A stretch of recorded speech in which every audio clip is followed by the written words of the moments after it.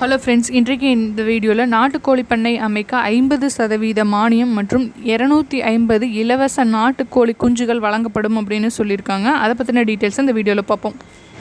கால்நடை பராமரிப்புத்துறை சார்பில் 2023-24 வருடத்திற்கான நாட்டுக்கோழி வளர்ப்பதற்கான சிறு அளவில் கோழிப்பண்ணை அமைக்கும் திட்டத்தை செயல்படுத்தி வருகிறது.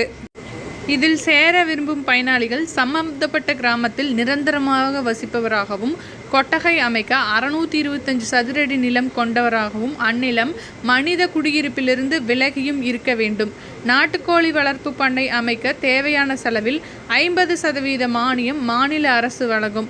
ஒவ்வொரு பயனாளிகளுக்கும் 250 எண்ணிக்கையில் 4 வார வயதுடைய நாட்டுக்கோழி குஞ்சுகள் கால்நடை பண்ணையிலிருந்து இலவசமாக வழங்கப்படும். இதில் விதவை, ஆதரவற்றோர், திருநங்கை, மாற்றுத்திறனாளிகளுக்கு முன்னுரிமை உண்டு. பண்ணையை 3 ஆண்டு பராமரிப்பவராக இருக்க வேண்டும்.